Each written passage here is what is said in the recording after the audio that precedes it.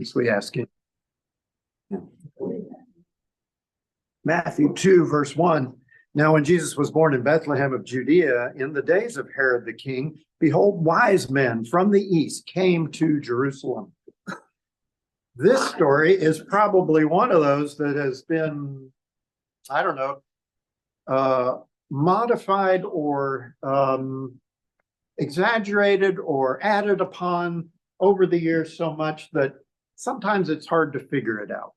There are just a few facts in Matthew's Gospel, chapter 2 there, about what happened. How many wise men were there, by the way? We don't know. It doesn't say. People over the years have decided there must have been 3 because there were 3 gifts. But, you know, they could have been 4. But, so that's one of those little things you see that's been added onto, becomes the 3 wise men. We got to have 1 for frankincense, 1 for myrrh, and we got to have 1 for gold, you know? And then, of course, other things like the significance of the gifts and what they were for. Myrrh is supposed to be for burial, and you'd use to prepare a body for burial. And so this was, you know, a prophecy of Jesus's coming, you know, outcome. But we don't know that that's true particularly. Gold, frankincense, and myrrh are not of much use to a child, as you can imagine. But imagine how it would be so useful if all of a sudden an angel told you, get up in the middle of the night and go to Egypt. Well, then you'd have some funds. You could transfer that into funds that you could then fund a trip to Egypt, where you could live for a while. So there were a lot of practical reasons for this, and it was a good thing. And again, this occurrence of the wise men only shows up in one gospel. It only shows up in Matthew. You're not going to find it in the others. And so, you know, scholars over the years have said, oh, well, then that probably makes it just a legend and it didn't really happen. But you know what? It's in there, and I believe that it happened. But it's that kind of thing that can get blown out of proportion. You know, popular, you know, TV and everything would say that the wise men showed up on Christmas, right? Well, probably they didn't, actually. It could have been a year or 2 afterwards, because certainly Herod asks, when did you first see the star? Well, up to 2 years ago, possibly. So it also says that, you know, he wasn't in a manger anymore. He was in a house. Jesus was in a house when they found him in Bethlehem. And so things have changed, right? But we have this image of the creche and the manger scene and the kings being there. But now that we're almost at Epiphany, you can take your kings and you can put them at your manger scene, right? Because that's the real tradition. Our kings have been in the living room waiting on the mantle, and now they can probably move over to where they so. But it took them a while to get there, is what I'm coming up with, okay? So it's been embellished over the years, is probably a good word to say, okay? And here's one of those things that's an embellishment as well, too, or some of it is. And I'll share a little bit with you, but it starts with another story. And this I found to be an interesting story. I spent so much time researching this week, I wound up with too much material, and it was really hard to figure out how to do this today. But anyway, I want to tell you about a guy named Lew Wallace. And Lew Wallace published a novel way back, long time ago, in a country far, far away called the United States in 1880. And he had been a general in the Union Army under General Grant. And he'd somewhat been criticized for his leadership at the Battle of Shiloh. So I had to look up the Battle of Shiloh and go through all of that to find out what didn't he do. And some people felt that he acted a little slow in battle. They called his division up and they got lost along the way. And, you know, it took them a long time to get there. And so, but then no official reprimand ever occurred for General Wallace. But he did survive the war. He was in a couple of other battles as well, too. And he went on to become governor of New Mexico. He was also the ambassador to Turkey, or the Ottoman Empire, as it was called back then. But after the Civil War ended, he had this idea of writing a book about the 3 wise men, about the Magi is the other name that they're called, right? The magicians, the sorcerers, these guys that came from the East who are probably Zoroastrians. Say that real fast. But he kicked this whole idea around for years and years, probably 10 years. And finally, one time he was riding on a train and he got invited to join in a, one of the cubicles where people sit for trains. And he struck up a conversation with this man named Mr. Ingersoll, who happened to be an agnostic, somebody who didn't believe that you could know God, And he listened to the man's views on all of this, but in the end, he was actually fairly embarrassed because he didn't know enough about it to make a comment or to, say anything. He didn't know enough about Christianity to say one way or the other. And he found that he had no strong opinions one way or the other. And that started him on a journey. He'd already had this idea of doing a book about the Magi. And so he started on this journey, learning more in the Bible. He started reading the Bible. He started, learning about Palestine and Rome and Judaism and Christianity and all of this stuff. And it finally culminated in the book that he published in 1880, Ben-Hur, The Story of the Christ. Yes, he's the guy who wrote Ben-Hur. Now, it became a hit. It was a bestseller. And it remained at the top of the U.S. all-time bestseller list until 1936, when another book pushed him out of that spot. Any idea what that was? It's just trivia. Gone with the Wind. Don't ask them any questions. Yeah. It also became a famous movie released in 1959, which won 11 Academy Awards. Shows you a little bit about the difference of the time of 1959 in the United States. But there's one place in the novel, the novel begins with the Christmas time and with the coming of the Magi to see the baby Jesus. But there's another place in the novel where this man named Balthazar and his daughter are sitting at a fountain at a stadium in Antioch. And a Roman chariot nearly hits them. But this main character, Judah Ben-Hur, intervenes and saves their lives. And Balthazar thanks Ben-Hur and he presents him with a gift. Now, the servant of Ben-Hur and called Malach, and Judah start talking about the Christ, who they've heard is, ministering in the wilderness somewhere out there. And they've been hearing a little bit about that. And Malach has heard Balthazar's story of the Magi. They realize that Judah has just saved one of the men who saw the Christ very soon after his birth. That this man, Balthazar, was one of the Magi. And you see, this is not even the main story of the book. It's a story of revenge and loss and forgiveness and coming to Christ for Judah Ben-Hur. But it all became about because of Matthew chapter 2, what we just heard and what we just read. And this passage in Matthew is the only place that you're going to find that. But I thought that it was fascinating and that they gave you more information about the Magi than you find in the Bible.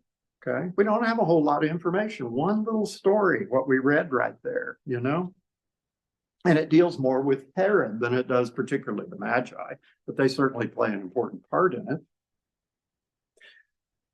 Church tradition has, based on a 6th century Greek text or manuscript, has named them. One of them was called Gaspar, and the other one Melchior, and the third one is Balthazar, fellow that I mentioned to you. And so Lew Wallace took that third wise man and put him into the story of Ben-Hur. And in the Eastern Church, all three are considered saints of the church, Saint Balthazar. So you can call on Saint Balthazar, okay? But our gospel does today show us the reaction of people to Jesus Christ, okay? You could say that people respond in one of three ways mainly to Christ, because people really haven't changed over the years. Herod displayed an open hatred of Christ, right? That was hostility. Let me know when you find him. I'd like to go and worship too. Sure. The chief priests and the scribes were indifferent towards Jesus. They wanted to keep their position, keep their respectability. But the wise men sought out Jesus. They sought out the Christ. Where is the one who was born, King of the Jews? And they even did this at great cost. I mean, think about it. It was possibly up to a 2-year journey, right? Herod displayed hatred and hostility, but he did that to a lot of people. It wasn't just him. It was well accepted that Herod the Great was an insecure, cruel, and immoral murderer. We won't beat around the bush about him, okay? In the name of keeping his throne that was given to him by the Romans, by the way, it wasn't even his by right. He at one point believed that his sons were trying to take his throne from him, and so he had them killed. He killed his own sons. He thought his wife was plotting to take the throne, and so he had her killed too. Her name was Miriam. He believed that the Sanhedrin was trying to overthrow him, and so he had them thinned out as well too. And then he had hundreds of toddlers in Bethlehem killed, trying to find Jesus. So his hatred wasn't specific to Jesus, but to any threat to his throne. He didn't even know who Jesus was, but he'd heard some threat. Who's the one born king of the Jews? What? King of the Jews? I'm king of the Jews. So a lot of people respond that same way to Jesus, even before knowing anything about who he is. There seems to be a threat to their own reign and rule of their lives, their little kingdoms. And he becomes an enemy very quickly that way. Now, their kingdom may just be how they run their own life. They don't want to do anything that's outside of that and want to attempt to change it. So they respond with anger or hatred. But it may also be that they control other people, and that's even more important. They don't want any threat to their authority, right? So they actively fight against Jesus and the church for these reasons. Make no mistake, there are people out there like that, those who hate Jesus. And if they hate you and respond to you in that same way, it's just because of your association with Jesus. I would say don't take it personally, but it's very personal. Now, the chief priests, those guys, they were indifferent towards it all. Well, they said that there's supposed to be somebody coming from Bethlehem. Well, I don't know. It never says that in the scripture that the leaders of the Jews sent a delegation to Bethlehem to look for the Messiah themselves. They could have. Maybe this is something. We ought to send somebody. The chief priests and the Sanhedrin should have been anxiously waiting for the Messiah to come, and maybe hearing from some outside independent source that he's been born, and maybe they would have even paid attention to that if they were genuine in their interest in knowing about Messiah. But they didn't. They did nothing. And there may be a few reasons why they didn't do anything. Perhaps they were afraid. I already told you about Herod. May be afraid of him. We don't want to touch that subject. Best for us just to stay under the radar, and we're not even going to think about it. So maybe they were afraid for themselves, but perhaps they were comfortable in their position, and they didn't want to rock the boat. Not a perfect existence, but it's a life, And perhaps it's pride. Okay. We are the chosen people. And if Messiah is going to be born, then he's going to show us. And he'll show us first. Well, he did. We're not going to listen to these crazy Gentiles. In any case, they didn't do anything. They didn't ask anything. They didn't risk anything. They wanted to keep things just the same. People that do that as well, too, just to keep things the same. But the wise men sought out Jesus. They went after him. They decided this star is important because they're astrologers and they already know that this is not a routine thing that they see in the sky. We're going to have to follow this. And it probably took a long time to get there from Persia to Jerusalem in those days. And top it off, they didn't even know they were going to Jerusalem. It's not like, let's go to Jerusalem. No, we're following a star. That's not easy. And they might have taken a few wrong turns here and there. They might, wait a minute, we got to go that way. So it might have taken them a while, and they spent a bit of money doing this. And travel was expensive, even in those days. It cost them a lot to take the journey, but they felt like it was worth it. And we all know that they finally made it to Jerusalem. We just heard the story. And they got their next big clue, Bethlehem. Not far away, only 8 miles away. We can get there pretty quickly. But when they got to Jerusalem, they're wealthy guys. It says there are 3 kings, but anybody who's really wealthy is considered like a king, right? And they asked for an audience with the king of the land, Herod.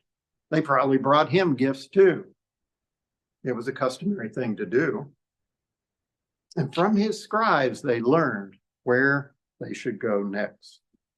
So off they went. Now the star came before them again, it says, and that's just to confirm to them that they were on the right path, and they responded with joy. All right, thank you. We're on our way. And when they found him, they worshiped. They got down on their knees before a little baby in a poor Jewish home, a Jewish child's home, the home of a carpenter.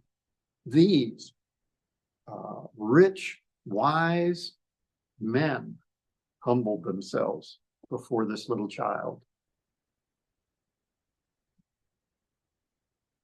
You know, in the course of the movie Ben-Hur, the thing that struck me so much, I mean, you know, it's a good story about Judah Ben-Hur, yes, but the thing that struck me so much about this, that this wealthy astrologer or king or whatever you want to call him, Balthazar, had waited 30 years to see what would happen, what would come of this child that they went to see that time.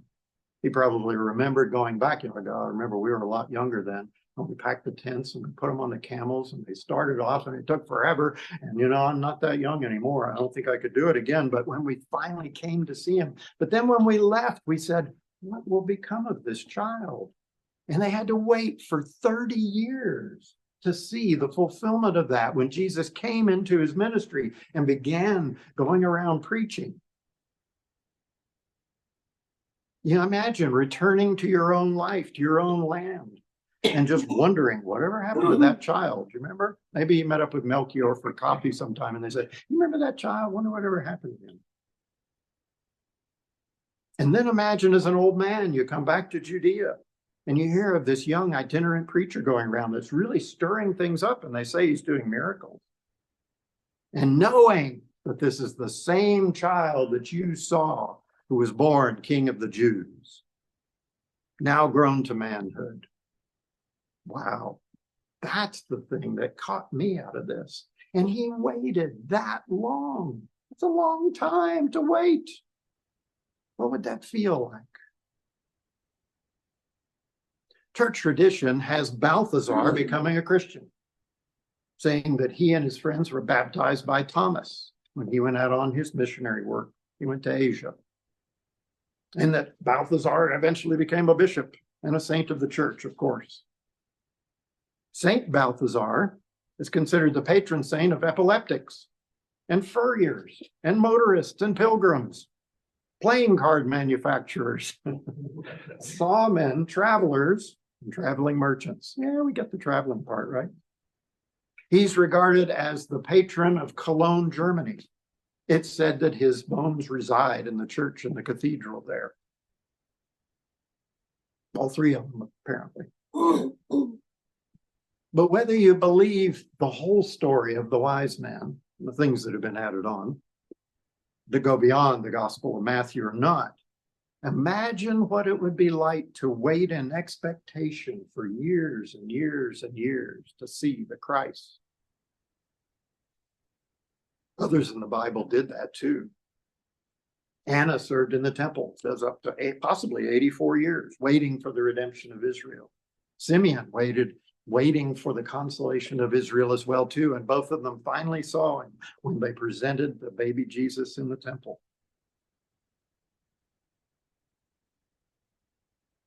But you don't have to wait 30 years, do you? Or 30 minutes, or 30 seconds, because Jesus is here with you now and always. And no one can take him away from you.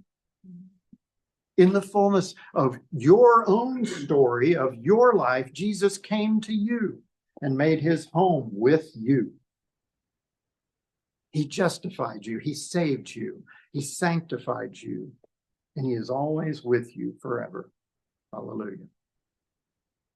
You know, in one way, we are the completion of the story of the Magi. The waiting is over. Jesus is here. We don't have to wait like they did. And yet, in another way, the story is not over, because Jesus wants all people to have the opportunity of being saved. And he charged us with sharing the story of the Christ child, just as we imagined Balthazar did after he went back. He probably went back home and said, you know what? We found the Christ. We found the Messiah. He's a baby, but he is going to be magnificent when he grows up.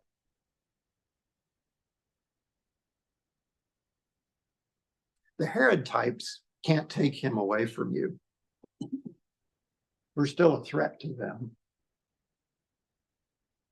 The scribe types will continue to ignore Jesus. Yeah, because it's easier. They don't want to rock the boat. They don't want to change things. They don't want to have to change themselves. But the wise person is still searching for Jesus, whether they know it or not. And they will listen to your story. They will listen to what you have to say and what he has done in your life. The wise person will do that. Lew Wallace admitted that he wasn't a Christian when he wrote Ben-Hur. But later in life, he stated this. He stated he believed absolutely in the Christian conception of God. Does that mean that this wise man got there in the end? Well, only Jesus can tell. But wise men still seek him, don't they? Amen.